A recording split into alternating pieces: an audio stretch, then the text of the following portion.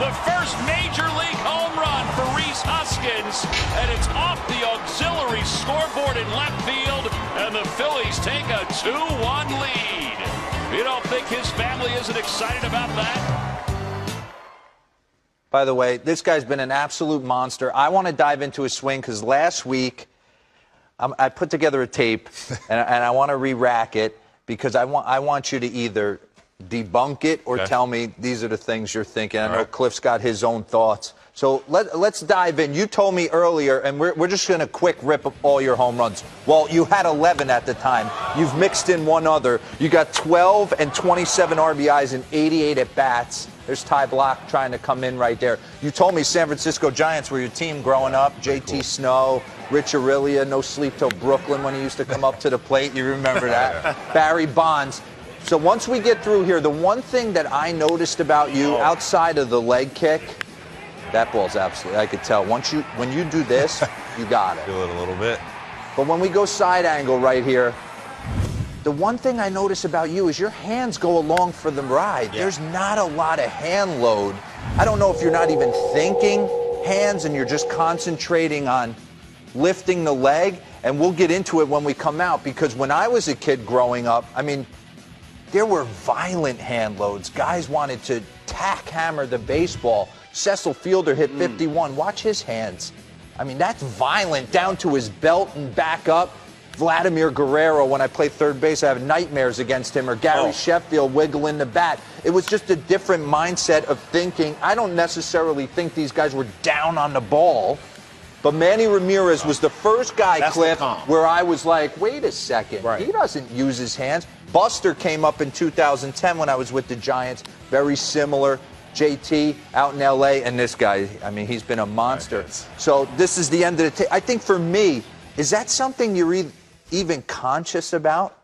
Yeah, not necessarily in my hands, no. You don't even worry about it? The biggest thing I try to do is, it's kind of preset, is make sure I have some separation between my body and where my hands start. So get going. Right, so. You work off the tee? Yes, a little bit to start the day. All right. Yeah, I just make sure when I set, right, I get in the box, I set, I make sure I have a little bit of separation between, so my hands aren't in here. Set them. I want to ask you this, because do you set it like this so you can create? Yes. See. Yeah. But he ain't thinking about it. That's I'm not. The only difference. thing I'm thinking about is getting my leg up. Yes. When you talk about a guy with a leg kick, that's all you worry about. It's a perfectionist type of approach. Yep. Timing. And this timing, if it's off, you're in trouble. So every pitcher is Noah and Reese like this. All right, he has a leg kick. But how do we disrupt that?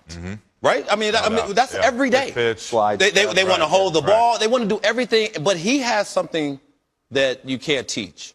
And the fact that through that rip, I'm looking at this going, my gosh, he hits the fastball. He hits the curveball. Yeah, he hits the changeup down. He hitting everything. So as a pitcher, you're going, I'm not disrupting anything. How about put up 4? Because that's what's going to happen pretty sooner than later, because of the fact when you cover the plate as much as he's covering it, when you also think about the fact he hates to strike out, it's going to be tough to get him out.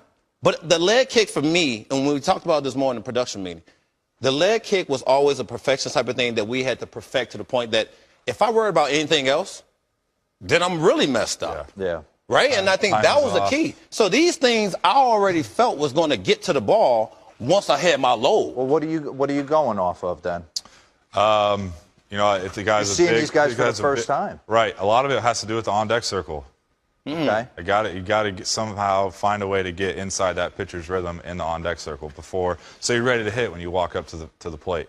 You make me feel so good with that comment, man. I swear, from the on-deck circle come up to the dish, I used to always think about, did I really pay attention to what he really does consistently? Yeah. Because I might get 3 shots at him. Right. But the first at bat of the game is always going to sort of, put you in that good feel zone, right? Sure. So on deck circle, you're sitting there, and we all been there. We walking up going, and nasty guy on the mound. You're going, But did I actually see his tendencies? Yeah.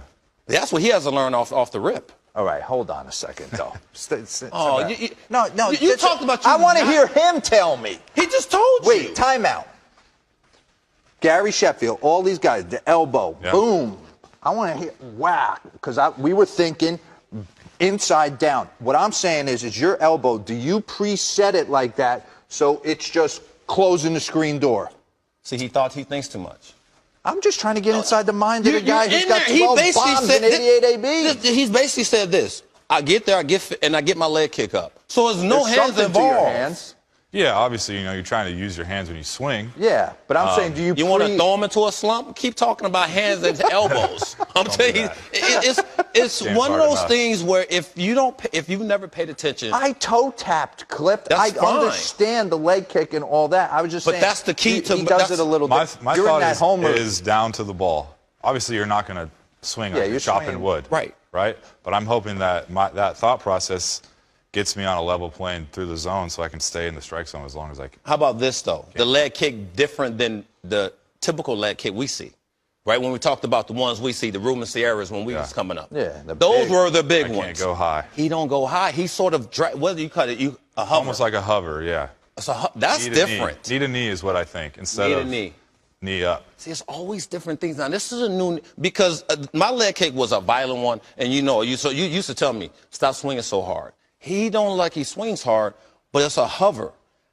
I probably couldn't get that, but I assume it helps you sort of recognize and keep your head still. More balance. More balance. I don't get, you know, over my backside, and then the only way to go is forward. You don't see pitches. You start swinging at stuff in the dirt, and And you I think that's go it. line to line too.